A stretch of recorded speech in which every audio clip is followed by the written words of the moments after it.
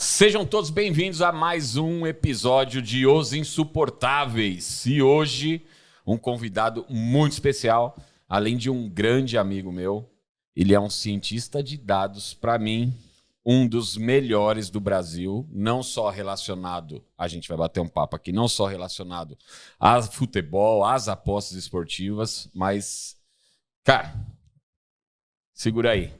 Adriano Duarte, seja muito bem-vindo, meu amigo. Que prazer, bom te receber cara. Aqui. Que prazer gigante, César. Muito obrigado pelo convite.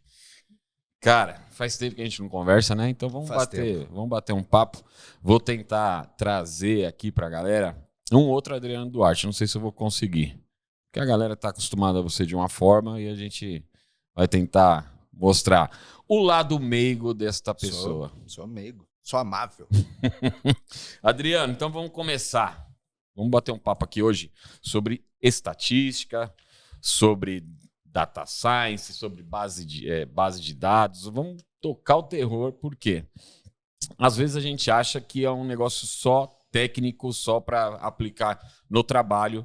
E o Adriano vai falar bastante aqui sobre como aplicar no dia a dia, como aplicar na vida, como você ter vantagem através de tudo isso. Adriano, conta pra gente aqui, cara, o que te levou a entrar nesse universo de dados e estatísticas? Isso vai ser um bate-papo ou tu vai me fazer as perguntas? Não, vai ser um bate-papo. Isso aqui é só um guia. Fica tranquilo. É só um guia. Não, porque eu vou entrar num assunto, eu vou entrar numa seara que eu não comando. Entendi. Então eu preciso ter um guia aqui para não ficar perdido. Entendi. Certo? Entendi. Cara, a questão da análise de dados ela veio de maneira muito natural. Eu fiz uma formação acadêmica dentro do curso de Ciências Biológicas e dentro da própria biologia eu já trabalhava bastante com a parte de geoinformação, parte de mapas, né? Feitura de mapas, desenvolvimento de tecnologias de análise geográfica. E uma coisa foi levando a outra. No momento em que eu comecei a aplicar a estatística para dentro do geoprocessamento, eu comecei a gostar mais da estatística do que da geografia, e eu já gostava mais da geografia do que da biologia. Então, começou eu analisando dados biológicos do curso que eu formei, para depois ir mesclando com dados de outra natureza, e hoje não analiso mais dados biológicos, só de outra natureza. De outra natureza. Cara, que muito louco. A gente recebeu o Gufo aqui também no episódio passado, e é engraçado como o começo geralmente não é o negócio que você vai trilhar, né, cara? É muito difícil tu pedir para um jovem adulto ou uma pessoa que acabou de sair da adolescência, ele decidiu o que ele vai fazer, né? Então, o cara termina ali o ensino médio, vai fazer uma graduação, é muito complicado ele saber. Então, eu acho assim, eu sou super favorável à academia, eu sou super favorável ao ensino formal. Eu acho que isso traz recursos para as pessoas hoje que estão sendo esquecidos. Mas eu acho, na minha opinião, que esse processo ele deveria ser um pouco mais tarde. Eu acho que a pessoa termina o ensino médio, vive alguns 2, 3 anos trabalhando, tentando se encontrar, matura essa ideia e depois vai para o ensino superior. Esse é o meu pensamento, assim, para tu entrar um pouco conhecendo mais de ti mesmo. Não só de mercado de trabalho, sabe? Tá. E na biologia, como você falou que você já aplicava dados e estatística na biologia, você pode falar um pouquinho como que você usava isso daí? Posso. Na verdade, a estatística, quando a gente fala em academia, em universidade, em processo acadêmico, a estatística ela permeia todas as áreas, tá? Então, tipo, quando na biologia, por exemplo, tu quer comparar um determinado teste, uma amostra com outra para ver se existe relevância em algum fator, tu usa a estatística. Se usa muito estatística dentro da biologia, e não só dentro da biologia, né? Eu comecei usando, como eu falei antes, dentro de um sistema de informação geográfica e depois também levando para a biologia. Então, todo e qualquer teste de relevância, de significância, dentro de assuntos acadêmicos, a estatística ela é o que une as áreas. Ela é necessária em praticamente todas as áreas. Muito bom. Então, eu posso começar a entender aqui que foi na biologia que você começou a se apaixonar, não é se apaixonar, mas entender que estatística não falava só sobre números. Ela falava principalmente sobre decisões. Eu acho que sim. Eu não sei se foi necessariamente dentro do âmbito do curso de biologia, mas foi dentro da academia, foi dentro da universidade, na verdade, isso é muito interessante o que tu falou. A estatística ela é uma ciência aplicada. Ela não é uma ciência pura, certo, como a matemática pode ser, por exemplo. Então, a estatística ela precisa de um fim em forma de aplicação. Tu precisa pegar a estatística, se utilizar da matemática, que é uma ciência pura, dentro da estatística, e com a estatística aplicar em alguma coisa. Senão ela não tem a relevância que ela tem por objetivo. Por exemplo, a estatística por si só, ela não existe. Ela precisa ser aplicada, seja em ciências naturais, seja em ciências sociais, enfim.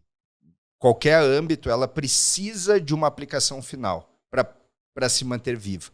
Diferente da matemática, que tu consegue hoje escrever teses de matemática, criar hipóteses, sem precisar que a matemática seja aplicada a nada, simplesmente por ela mesma. Né? Isso aí se dá o nome de ciência pura. A estatística ela deveria ser mais, como que eu vou explicar, para não parecer grosseiro, mais popularizada assim, né, cara? Eu sou suspeito para falar, né? Eu acredito que sim. Tem muita coisa no currículo escolar, ali até o ensino médio, que eu acho que deixa um vínculo para tu conseguir conectar alguma coisa de estatística básica ali. Eu acho que faria muito mais sentido hoje tu incluir algumas horas de estatística no currículo elementar do que tirar a área de um trapézio na geometria, por exemplo. Tipo assim, a usabilidade, a aplicabilidade seria muito maior tu ensinar alguém uma composição de juro composto, ou enfim, ensinar uma distribuição normal e trabalhar com uma distribuição normal. Enfim. É que a estatística, uma hora, em algum momento na vida, ela vai ser usada e ela tem um. Eu estou falando isso porque. E eu não preciso entrar nesse assunto, é um assunto bem particular.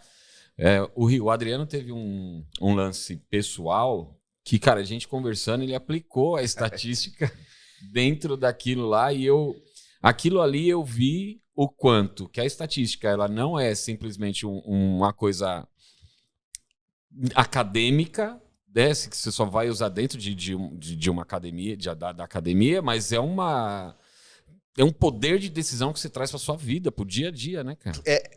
Na verdade, cara, é uma discussão. Essa discussão ela é muito pertinente porque eu tive várias dessas discussões de ideias, né? Quando eu falo discussão de ideia, de o quanto a academia produz apenas para a academia. Né? Sendo que um dos papéis fundamentais é gerar ciência, gerar informação, gerar conhecimento para a sociedade. Então,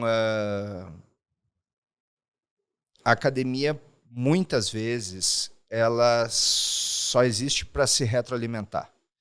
Ela não consegue transformar seus resultados, que são excepcionais, em algo palpável para a população de uma maneira mais... Evidente que existem pesquisas e pesquisas. Existem pesquisas onde o objetivo não é a popularização do conhecimento por motivos mil. E está tudo certo, não é esse o problema. Mas a vaidade acadêmica, muitas vezes, ela começa a colocar muita complexidade fora de contexto, na minha opinião. Eu sou, além de testemunha, no seu caso, eu como jogador de futebol, já contei isso algumas vezes, quando começou a aplicar, e é um tipo de estatística, né, um scout, quando teve um preparador físico que ele começou a aplicar isso. Ele chegava com o scout depois do jogo, tantos chutes errados, tantos passes errados, tanta recuperação de bola, desarme e tal. Só que aquilo para o jogador de futebol, nós estamos falando aí de bons anos atrás. Né? Não tinha tanta importância. O negócio era ganhar o jogo. E aí eu peguei e comecei a olhar para aquilo lá. E eu vi que quanto mais eu melhorava o scout, melhor eu tinha jogado, melhor o meu desempenho era dentro da partida e no decorrer do campeonato. E ali acho que eu comecei a entender o poder que tem essa estatística, esses números, né? Tem muita... existe uma diferença entre uma análise qualitativa e uma quantitativa. Mas, principalmente, quando a análise é quantitativa, as pessoas que se opõem a ela diminuem a ação dizendo a frieza dos números, né? Não. Através da frieza dos números, eu não consigo sentir o contexto de determinada situação. Cara, lamento, mas consegue. A questão de tu colocar frieza ou calor nos números depende da tua competência de analisar, de criar variáveis secundárias, de se debruçar sobre o problema, né? Então, assim como tu via isso se refletir muito claramente nos números, é possível sim fazer uma análise de contexto com uma análise numérica, absolutamente. Cara, eu nunca fui um cara bom de matemática, mas depois que eu te conheci, que eu comecei a estudar um pouquinho mais e entender um pouquinho mais sobre estatística, sobre dados, sobre números, muitas decisões que eu tomava assim, né, de supetão, você começa a pensar, você tem deixa eu consultar aqui primeiro, isso daí é importantíssimo, né, cara? Então, o que você acha, tirando isso, né, que já é uma coisa que desde do acadêmico que a gente está falando aqui, o que você acha que pode ser aplicado no dia a dia em relação à estatística, em relação aos números? O que você acha que é bem importante ou é subestimado?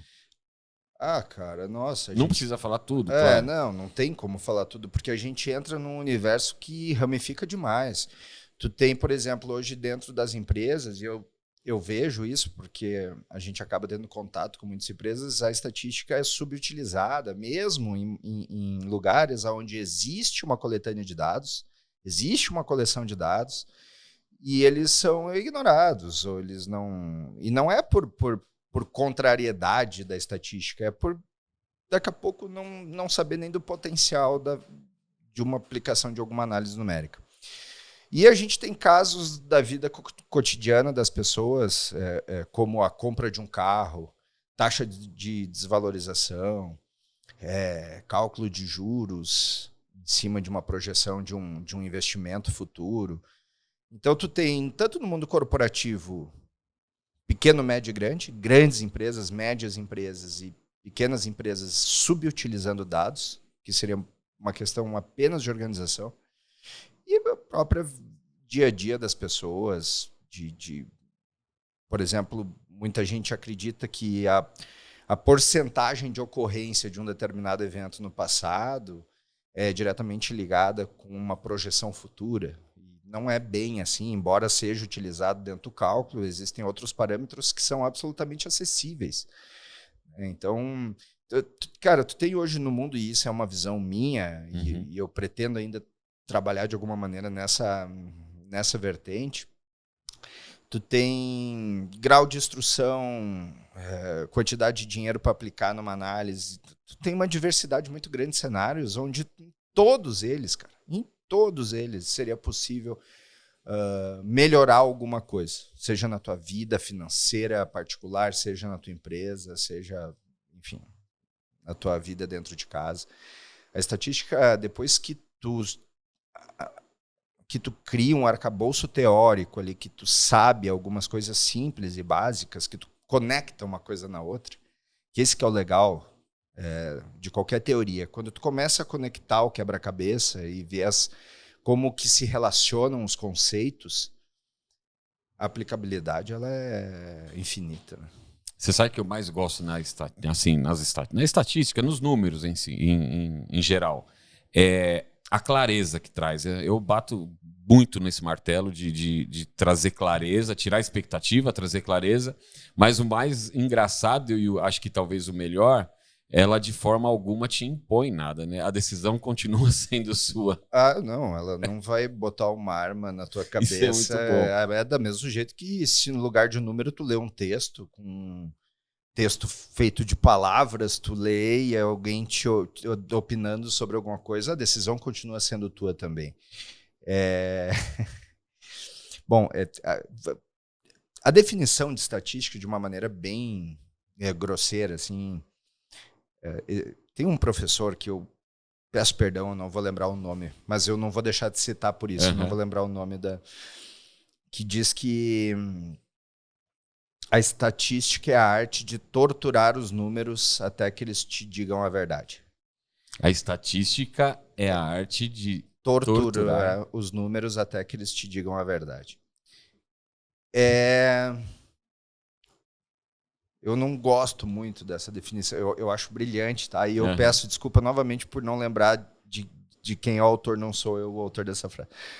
Mas, sem sombra de dúvidas, a estatística é um processo metodológico, embasado na ciência, que se usa da matemática como ferramenta para extrair informação de dados. Então, os dados tu pode ver como registros e variáveis numa tabela, números, ou não números, ou texto, ou categóricos, né? Os dados possuem várias formas. E a estatística nada mais é do que uma organização metodológica que tu olha para esses dados e extrai informação. A diferença de dados e informação é essa. O dado chega cru, tabular numa tabela, e a informação, ela precisa, e daí a gente conecta com a primeira fala que eu fiz, ela precisa ter por objetivo uma atividade final, onde ela seja aplicada. Por isso que ela é uma ciência aplicada. É basicamente isso. Sensacional. Agora, o Adriano, ele não é simplesmente um cara dos números, né? Tem uma história incrível. Para mim está sendo até difícil fazer esse podcast com você, porque eu conheço quase tudo de você, né? Da sua história.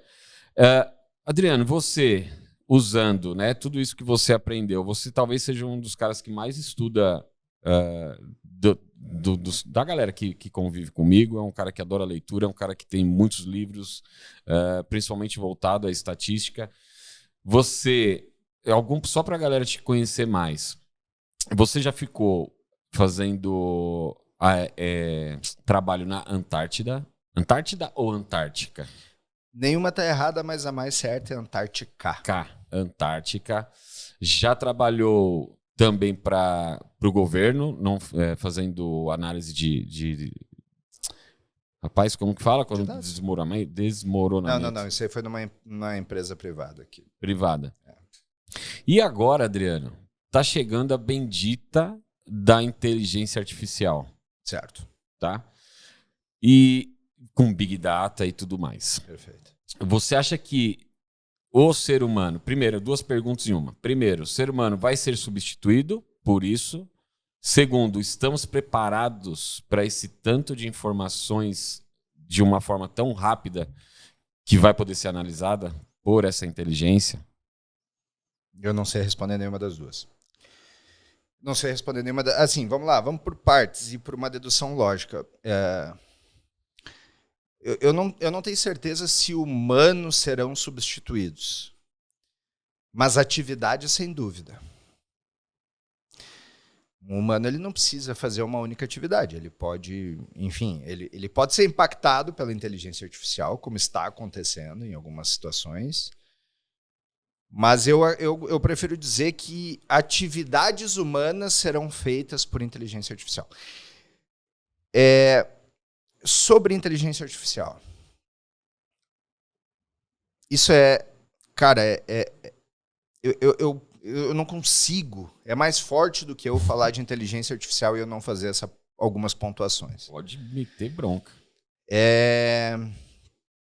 A inteligência artificial nada mais é do que estatística multivariada. Certo. Tá? Adriano, mas, cara, é incrível como acontece. É incrível. Por que é incrível? Porque os processadores, as conexões, os processos informatizados, computacionais em nuvem evoluíram. Então pegou algo que antes era extremamente limitado dentro para pesquisadores e estudiosos do assunto e popularizou. O ganho estatístico nesse meio, ele é muito baixo, é mais o ganho tecnológico que permitiu que a massa das pessoas pudesse usar, por exemplo, um chat GPT, né, quando que a estatística por trás daquele chat GPT, ela já existia. Há tempos. Há tempos, entendeu? Então, o que aconteceu? Um progresso tecnológico que permitiu a acessibilidade dessas ferramentas por pessoas que não são estudiosas do assunto. Porque o que acontece, César? Imagina se eu fizesse uma mágica para ti aqui, tá? Uhum. Imagina eu pego essa garrafa de água aqui e faço ela sumir na tua frente. Bom, tu ia ficar impressionado. Tu ia ter um nível de impressionamento. Agora, se eu fizesse essa garrafa de água sumir aqui e, ao mesmo tempo, aparecer lá na tua casa, em cima da... O efeito da mágica é muito maior e o truque é o mesmo. Tu entendeu? Entendi. O truque é o mesmo da estatística multivariada e da inteligência artificial. O truque é o mesmo. Só que a inteligência artificial, com o progresso tecnológico, ela deixou o setup da mágica muito mais floreado, muito mais bonito, muito mais aplicável a diferentes áreas. Mas o truque, entre aspas, é o mesmo. Então, acho que isso é importante ser dito. Inteligência artificial não é uma entidade que vai dominar o mundo. Ela é estatística multivariada, com alta tecnologia em cima, graças ao nosso progresso tecnológico, e cada um usando para a sua área. Basicamente é isso. Eu tenho uma ideia também sobre inteligência artificial substituir o ser humano. Eu acho que não vai perder profissões. Eu acho que o ser humano vai ser trocado por ser humano que sabe trabalhar com a inteligência artificial. O cara que sabe gerir ali. Sim, talvez, sem dúvidas, né? Tipo, outro dia me perguntaram, será que a inteligência artificial vai substituir programadores? Eu falei, cara, a inteligência artificial é um algoritmo que é programado. Ela está criando campo para programadores. Então, eu acho que vão ter, repito isso, atividades humanas que serão facilitadas a tal ponto que não vai precisar de um profissional apenas para fazer aquilo ali. Mas isso acontece desde que o mundo é mundo, em todas as revoluções industriais e tecnológicas que acontecem, isso ocorre também. Então, assim, é uma dinâmica que está no mundo desde que ele existe, né? Eu acho que isso aí é bom, porque vai trazer mais interesse de tempos em tempos, como você disse. Surgem essas coisas novas e pessoas vão ficando pelo caminho, mas eu acho que isso aí, até para os dados, para a profissão em si, acaba se tornando interessante, porque desperta mais interesse, principalmente pelo lado financeiro do negócio. Muitas pessoas vão achar brecha para poder trabalhar com isso. Agora, tem uma galera que está assistindo a gente que de repente não sabe, né, nem sabe, entende muito de dados, de estatística. De repente o que a gente está falando é até inglês para esses caras. Mas queira a Deus que a gente desperte o interesse deles, que eu sei que é uma das coisas que você tem projetado aí para o seu futuro. Existe alguma habilidade extremamente necessária para alguém que queira trabalhar com dados, ou só o cara ter comprometimento, como na grande maioria dos casos, ele consegue ser um grande cientista de dados? Ele tem que ser Qual a característica de uma pessoa dessa? Não, eu acho que a habilidade inata de nascer sabendo, não acredito que isso seja relevante. Eu acho que tu deve sim adquirir habilidades, mas não que isso necessariamente precise ser um processo natural. Tu pode aprender.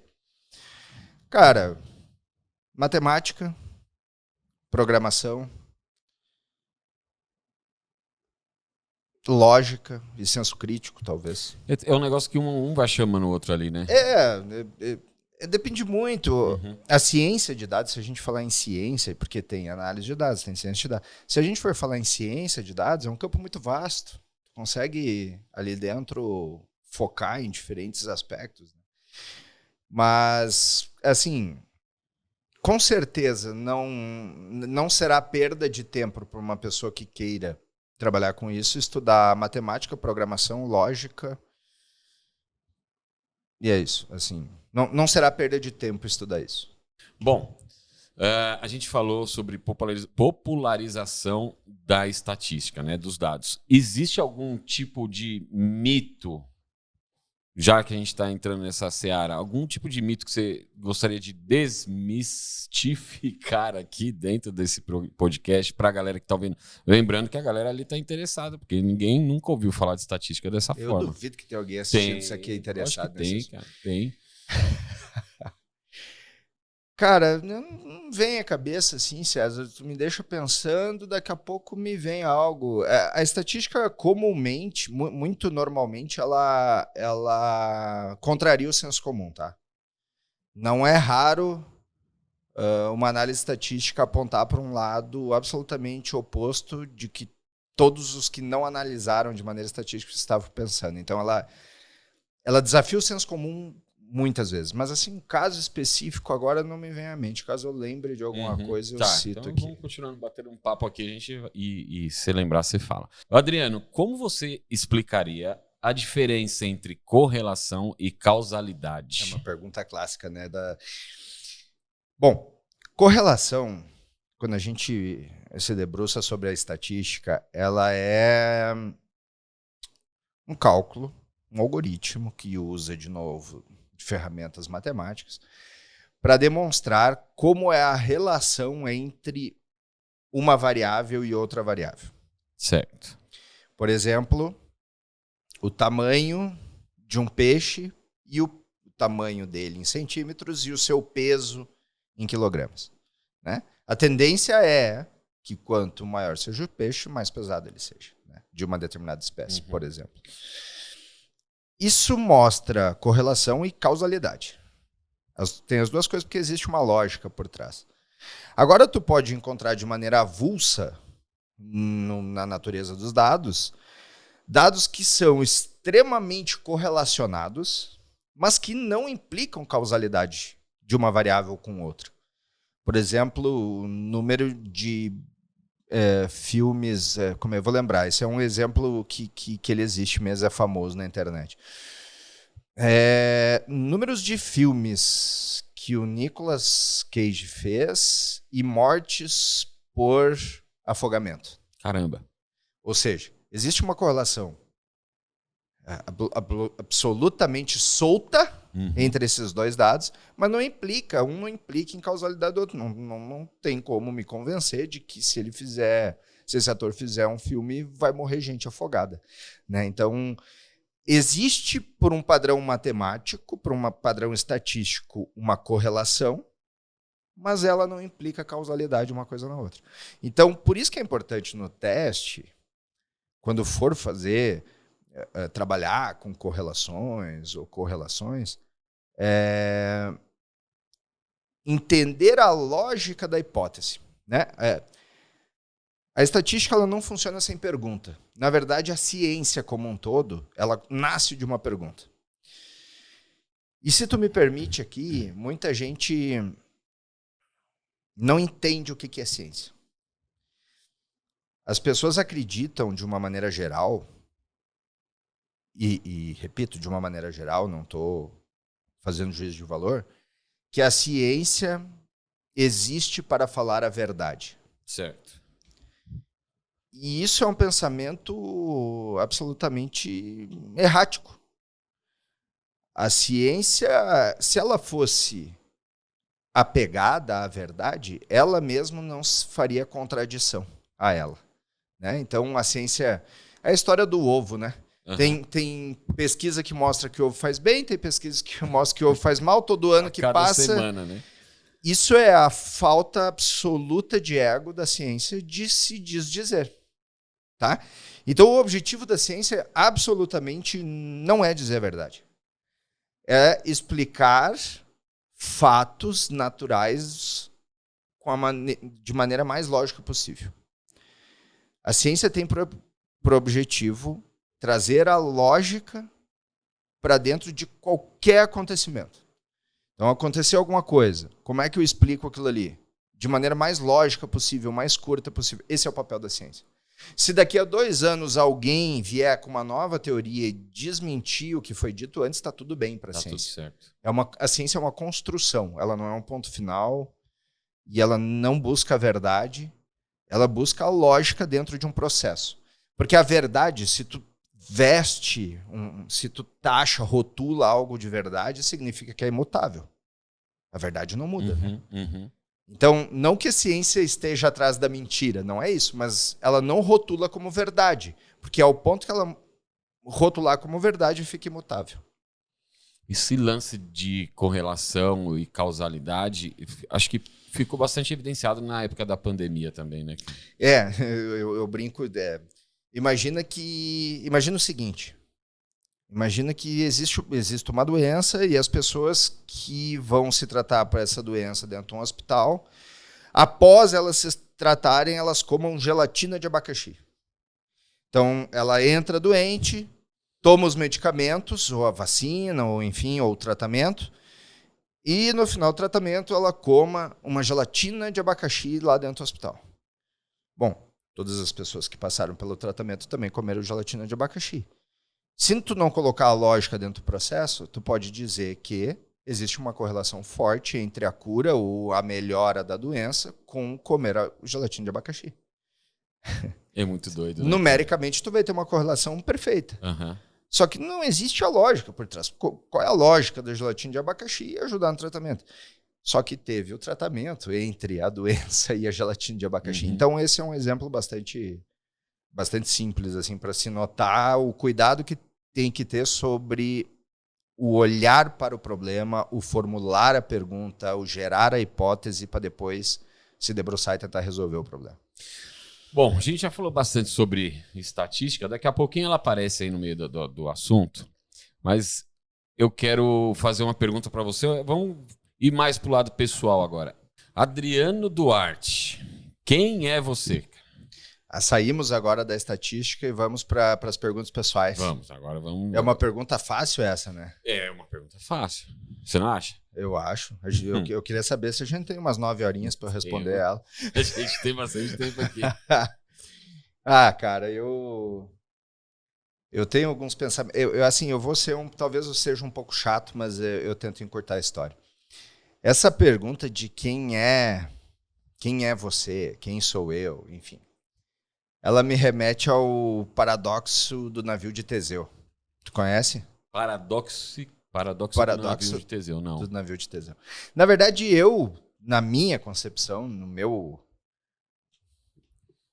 na minha fragilidade, eu acredito que não seja um paradoxo. Ele não cumpre os requisitos para ser um paradoxo.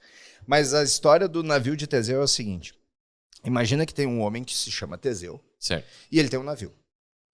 E ele navega durante muitos anos, mar afora com esse navio. E por causa do tempo, do mar, das pedras, esse navio vai avariando. Ele vai tendo problemas. E em cada porto que o Teseu para, ele troca uma tábua do navio. Certo. Digamos que o navio tenha 30 tábuas. Quando Teseu trocar a última tábua desse navio, vai continuar sendo o navio de Teseu?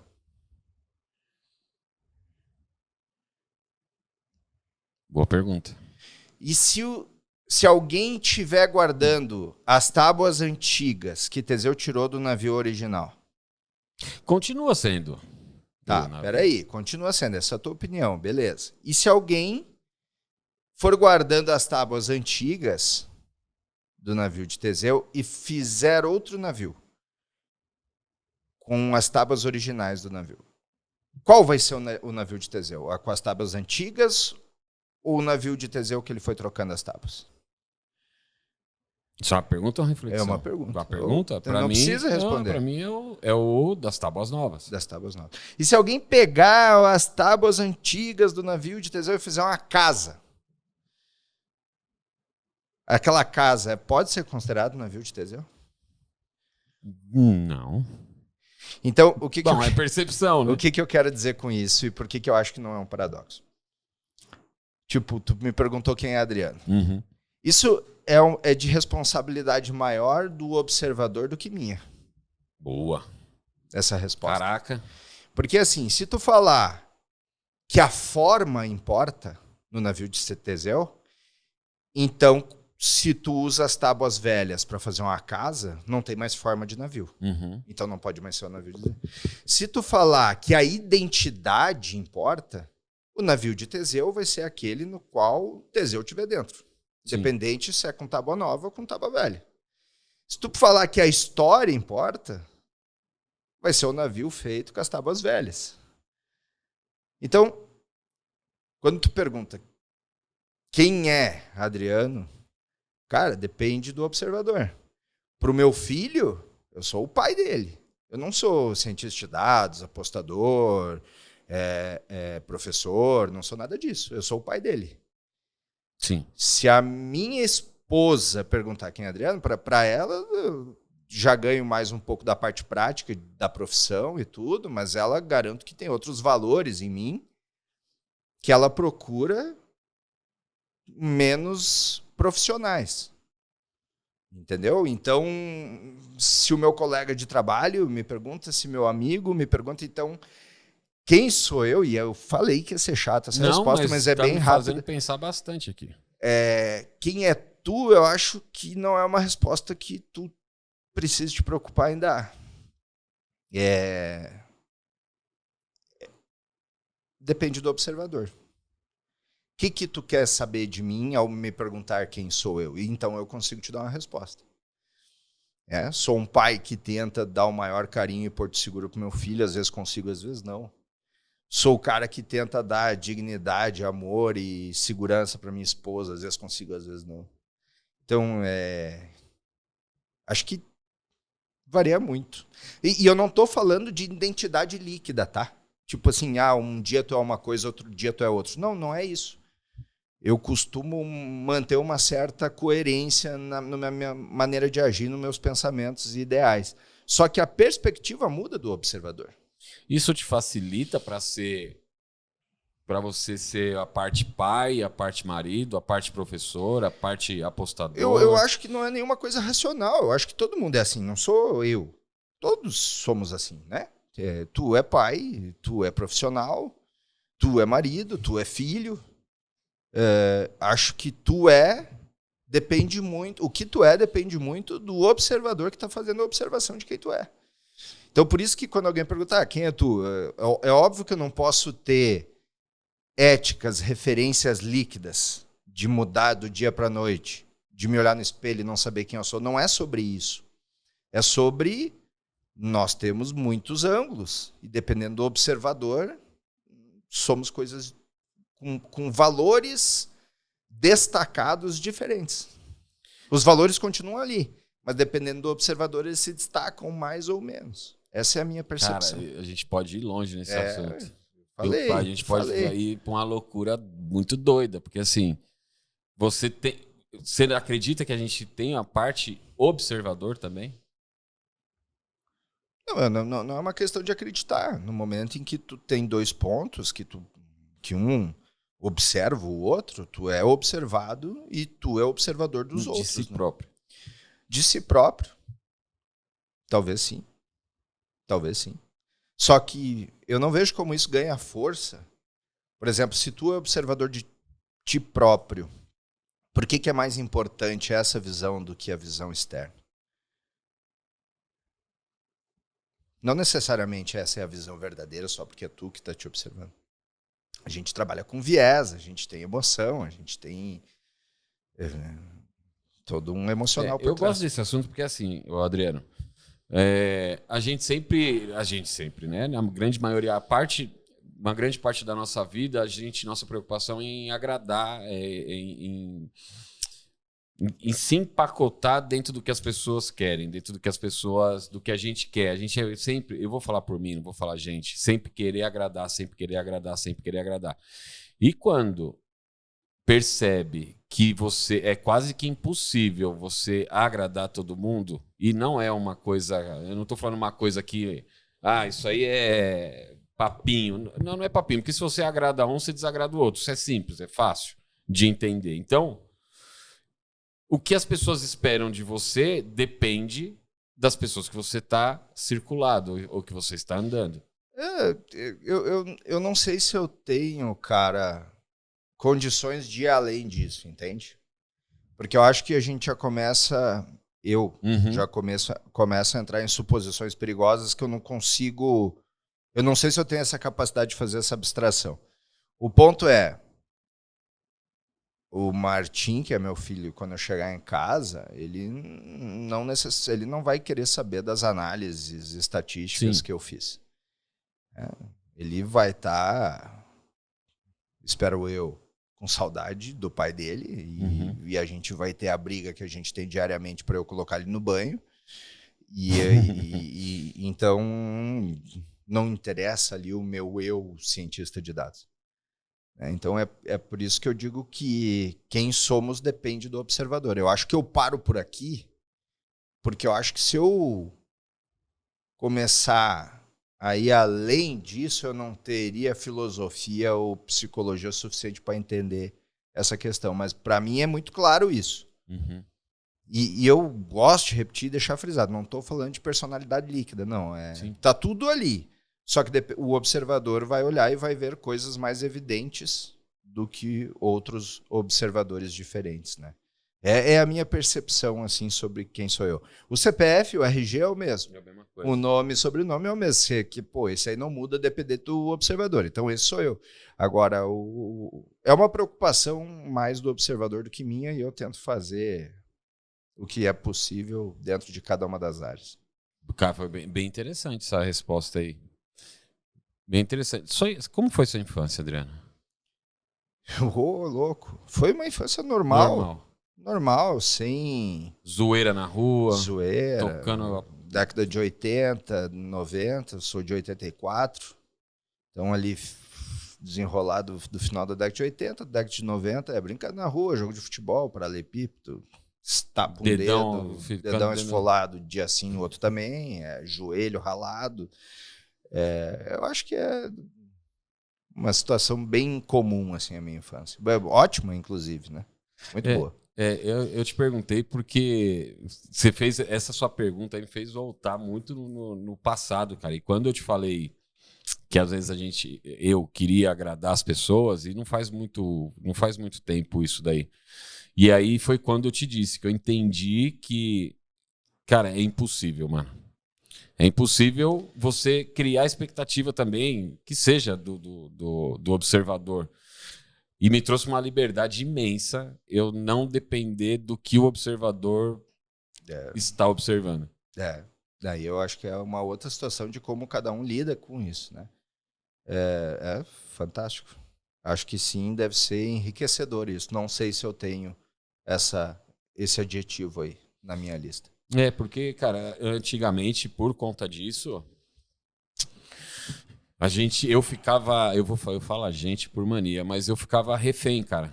Eu ficava refém de muita coisa, ficava refém de muitas pessoas, ficava refém de situações. E pra mim, vou ser bem sério pra você, foi muito libertador. Principalmente por conta de filosofia mesmo, de vida, tá ligado? É bem bacana.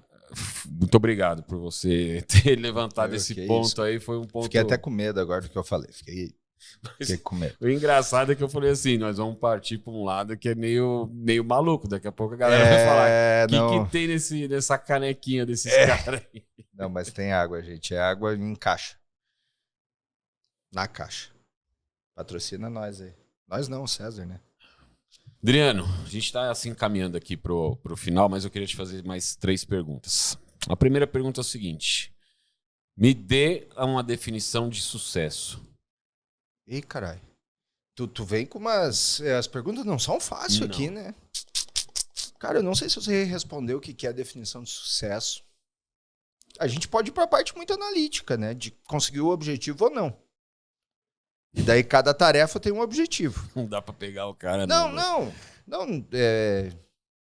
Porque eu acho que se tu me pergunta de um sucesso maior, de uma coisa quase mística ou de algo que engloba a vida toda, não sei dizer, cara. Para uns pode ser ganhar dinheiro, para outros pode ser viver com saúde até 1000 anos.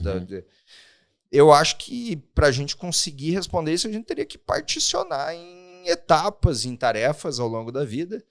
E sucesso é chegar no objetivo de cada uma dessas tarefas. Às vezes, objetivos menos mensuráveis, talvez até subjetivos, os objetivos subjetivos. Mas eu acho que é improvável que alguém tenha essa resposta quando se trate de uma coisa ampla e total da vida. Acho que no ponto a ponto fica mais fácil, mesmo quando a finalização dessa tarefa seja mais subjetiva, como passar um dia com o teu filho num sábado sem planejar nada. Tu não senta e planeja qual é o teu objetivo do dia, tu simplesmente vive. Mas daqui a pouco, se tu passou o dia com ele e foi legal, acho que teve sucesso nessa empreitada, né? Acho que esticar isso para uma vida depende de tantos fatores e de tantos, de novo, observações diferentes, de áreas diferentes, que eu não me atreveria a responder. E tenho um pé atrás com quem tente responder essa pergunta. Eu acho que não ela num âmbito geral, de uma vida inteira, não creio que ela tenha uma resposta assim tão clara e evidente. Mais uma pergunta agora. Você é um cara, né, muito claro aqui, um cara que é embasado, tem uma filosofia muito forte, tem os números, não vou falar a frieza dos números do sangue, mas é um cara que trabalha com isso. E eu quero ir um pouquinho além, mas eu já vi que você gosta de trocar uma ideia sobre isso. Mas qual que é a sua relação com religiosidade, espiritualidade, enfim? Como você lida com isso? Eu sou eu não tenho... Eu tenho uma religião... Eu sou católico por uma situação de família e etc. Mas eu não tenho... Eu não sou praticante, eu não pratico... Eu acredito em Deus. Eu acredito em Deus, absolutamente sim. Mas eu não pratico a indumentária da religião, né? Então, se a gente fala de religiosidade, eu não me apego a nenhum modo que o homem faça seus rituais. Legal. Eu simplesmente acredito em Deus, eu só não sou conectado, e aqui eu não estou defendendo um ponto ou outro, acho que foi por percurso de vida mesmo, que acabei não me conectando com nenhuma religião, mas acredito em Deus. Eu sou exatamente igual. Também, eu já parti para algumas religiões, mas eu também não sou um cara religioso, sou um cara... E aqui eu não estou nem ponderando e fazendo juízo. Simplesmente a vida me levou para esse cenário. Eu não sou apegado a religião qualquer, mas eu tenho a crença em Deus. Legal. É uma pergunta que não é para deixar de saia justa, é de calça curta nem nada. Não. É porque na minha última pergunta do podcast e de todos os episódios serão assim, é a seguinte, Adriano. Se você tivesse 5 minutos com Jesus tomando um café com ele, que pergunta você faria para ele? Barbaridade, mas daí é até injusto eu ter que falar isso agora sem passar dias pensando nisso.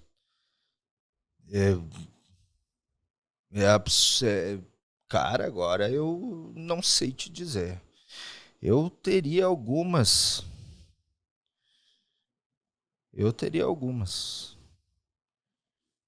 5 minutos com Jesus Cristo. Uma pergunta.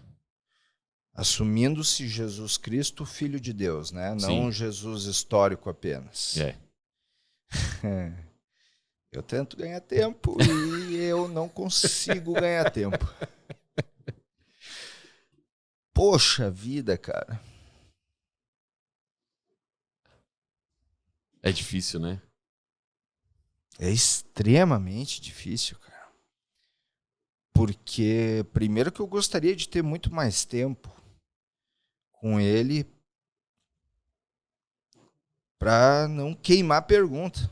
Uhum. Porque se eu faço uma pergunta e no outro dia eu lembro de outra, eu ia ficar extremamente frustrado, cara. É difícil. Eu não sei, cara. Eu não sei o que eu perguntaria. E eu acredito que... Eu acho que tu precisaria me dar um bom tempo de reflexão para eu ter essa resposta. De bate pronto. O que eu perguntaria pro Filho de Deus? Enfim, para Jesus Cristo, né? Eu não sei, cara. Eu não sei. Eu me desculpo por deixar sem resposta mais uma vez, mas eu não tenho. Isso já é uma resposta, né? Já é uma resposta. Adriano, muito Valeu, obrigado. Velho. Obrigado. Desculpa qualquer pergunta evasiva. Não. Mas é que eu tentei trazer aqui o máximo do Adriano, meu irmão, para a galera poder conhecer um pouco mais, apesar de a gente ter falado bastante de estatística. Eu acho que vale a pena trazer um pouquinho do cara incrível que você é. Eu que agradeço, cara. Eu agradeço o convite, o carinho de todo mundo aí. E é sempre um prazer falar contigo, tu sabe disso, né? Então é o seguinte, a gente encerra por aqui mais um episódio dos Insuportáveis. Se inscreva no canal, comente e compartilhe com seus amigos para a gente poder crescer o canal o mais rápido possível. E até o próximo episódio. Tamo junto.